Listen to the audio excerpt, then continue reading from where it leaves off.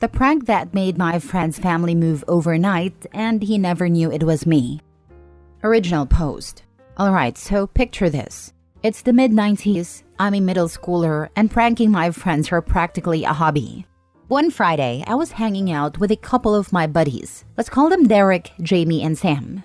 We were riding bikes after school, just goofing around when Derek suggested we make a quick stop by his place so he could feed a dog. I had read about a genius prank in Mad magazine, and suddenly I knew exactly what I wanted to try. The prank was classic. You lift the toilet tank lid, position the fill hose just right so it sprays water at the person who flushes it. Since the water doesn't fill the tank, the float bulb won't rise and the water keeps spraying until someone turns it off or fixes the hose. It was foolproof, or so I thought. As we got close to Derek's house, I put on my best desperate act. "Man, I really need to use the bathroom," I said, pretending to squirm. Derek told me no problem. He just needed to let the dog out and give it food and water. But then he said something that threw a wrench in my plans. To be honest, I need to go too. I panicked a bit. If he went before me, my prank was ruined. Luckily, he let me go first. I practically bolted upstairs, holding myself for dramatic effect, and Derek pointed me down the hall to the bathroom. Once inside, I lifted the toilet tank lid, positioned the hose just right, and closed it back up, picturing Derek's reaction as water would spray out. I went back downstairs, trying to look as casual as possible. A minute later, Derek ran up to use the bathroom, while the rest of us waited with our bikes outside. He came back down like nothing happened, so we hopped on our bikes and rode to the park. I tried fishing for any sign that he'd noticed the water, saying, "Man, you took long enough." He just shrugged, said he'd let the dog out and took a quick piss, and that was that. No mention of any water, no reaction at all. After a while, I forgot about it as we spent the day hanging out. Even got to chat with a girl I'd have a massive crush on. Life was good. Then came Monday. During class, I noticed Derek looked a bit out of it.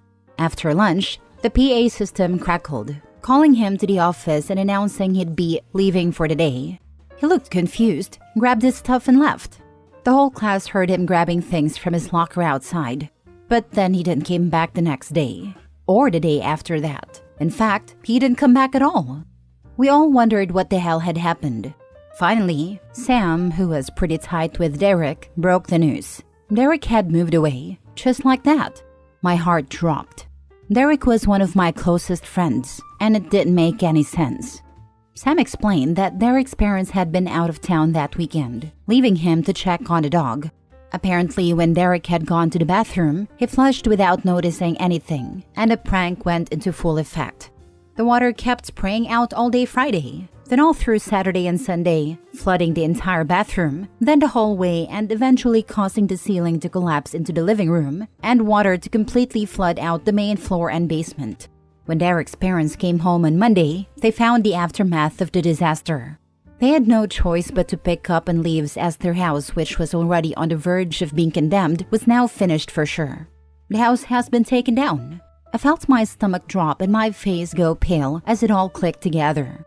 My harmless prank had basically destroyed their entire house, and I was the reason he and his family had to pull plug and move away. He was a good friend to me. I never told anyone the truth, and I still feel a pang of guilt every time I think about it. I never saw Derek again. Now for the top comments before reading the mini update. So how come Derek didn't notice the carnage at any point during the weekend? Didn't he go home after hanging out? Where was he staying? How did the dog manage with only being let out once in 72 hours? I'm very baffled. He was actually staying with his grandma that weekend and would only swing by to feed a dog, who had a little setup out in the backyard. The dog food was kept in the back entrance, so we never even went fully inside the main house after that first day. I've thought about this so many times, and the details still blow my mind. But yeah, the house was definitely destroyed by the time his parents got home. This is the greatest use of this sub I have ever seen. It's a real sliding doors moment you caused for someone else. Could you track him down? Find out how his life played out. Maybe it was better off. I've definitely thought about reaching out, but honestly, the anxiety always kicks in hard. I can't shake the feeling that his life probably didn't improve after that incident. His family didn't have a lot of money, and looking back, it was a pretty big mistake on my part. The thought of trying to reconnect and potentially reopening old wounds is a tough one to wrestle with. Still, a part of me wonders where life took him after all that. Man, I know you feel guilty already, but holy crap, this is really bad. Yeah, it's so bad, right? Like, as an adult now, I can see how truly devastating that prank was. He ruined people's lives.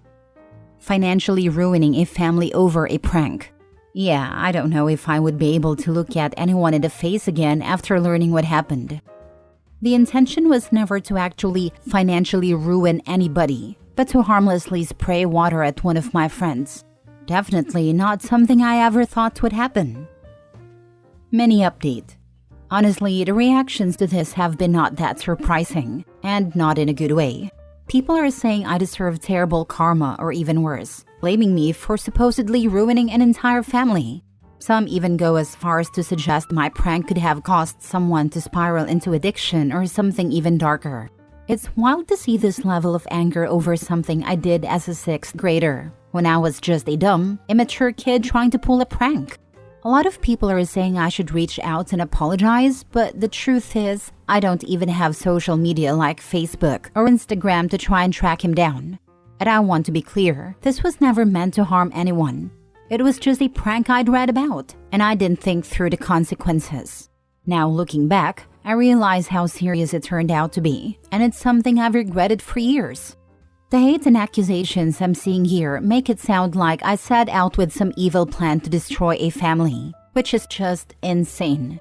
I was a kid. I messed up, and I'm genuinely sorry for the damage it caused. But at this point, all I can do is acknowledge my mistake and try to move on, even if some people think that's not enough. And to Derek, if by some crazy chance you're reading this, I just want to say I'm sorry. We were young and dumb, as I'm sure you remember. From shooting each other with BB guns to jousting with sticks on our bikes, to launching Roman candles and bottle rockets at each other, we did some pretty crazy stuff. But this prank went too far, and I genuinely regret the mess it caused. I never meant for it to be more than a harmless joke, but it ended up way bigger than I could have imagined. I'm truly sorry for how it all turned out, and I hope life has been kind to you since. Next story.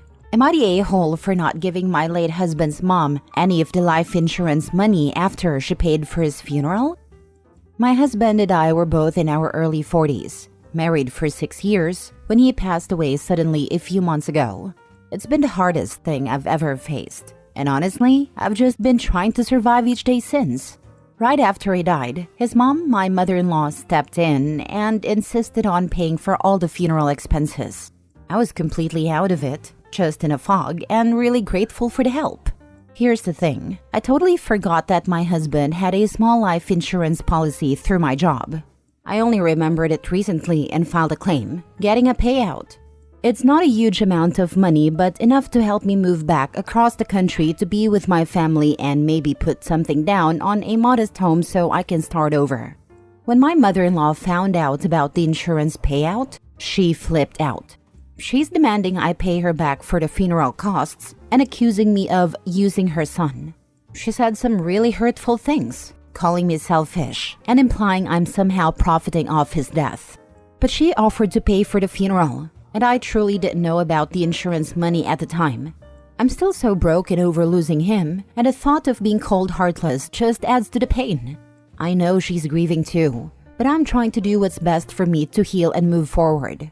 So, am I the a-hole if I don't give her the money? I'm already barely holding it together and just need a chance to rebuild my life. I'm ready, I hope, to handle the criticism that may be coming my way. Everyone sucks here. When you found out that you were going to be getting a payout from the insurance company, in my opinion, you should have let her know and offered to pay her back for the funeral expenses. Whether she chose to accept it or not is up to her, but I think the right thing would be to at least offer, even if some time had passed by that point. Sounds to me though like she said some pretty cruel stuff. Seems like she crossed the line. On the plus side, you probably won't have to talk to her ever again anyways.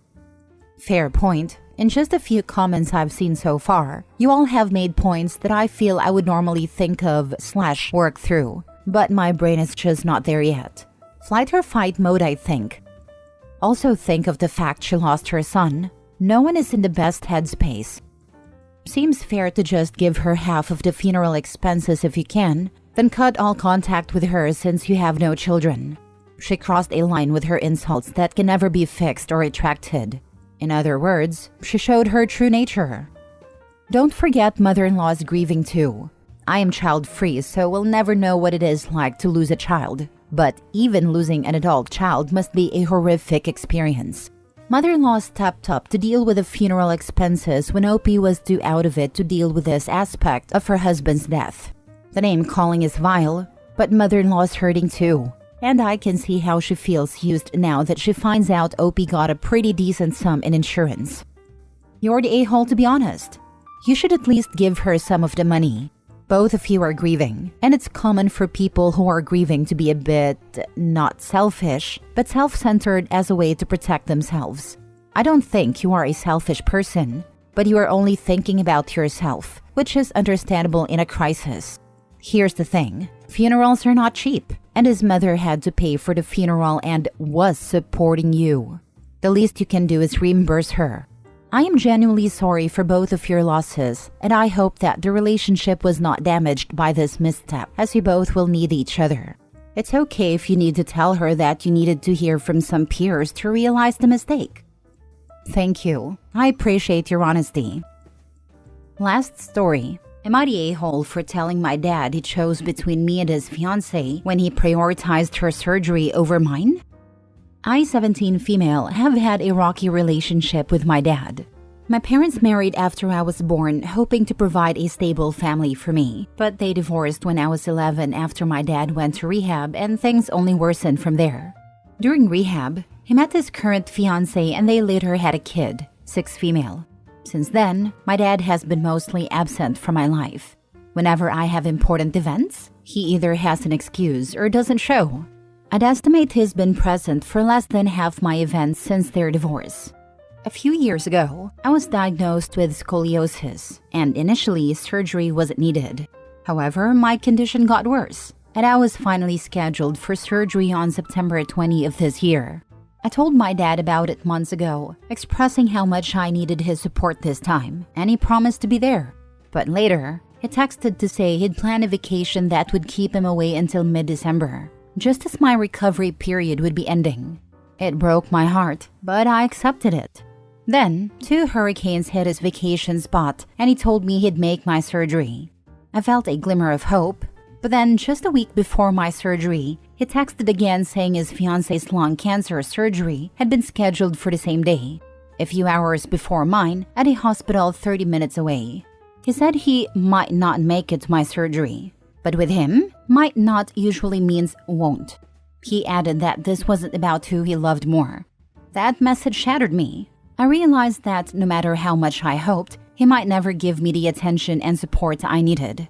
I broke down in my kitchen floor that day.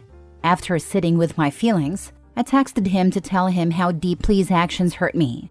I said it wasn't only about love, but about showing care, and that he'd given me hope only to let me down again.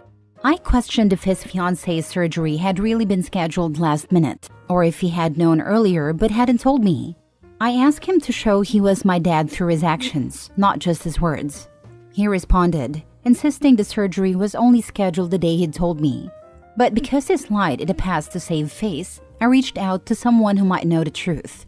I then sent a follow-up message, clarifying that my frustration wasn't with his fiancée. It was with his ongoing absence and lack of support.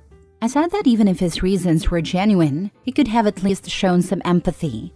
I told him I'd hoped he'd be a better father for my half-sister than he has been for me. In a final message, I made it clear that I was done putting in all the effort to maintain our relationship on my own.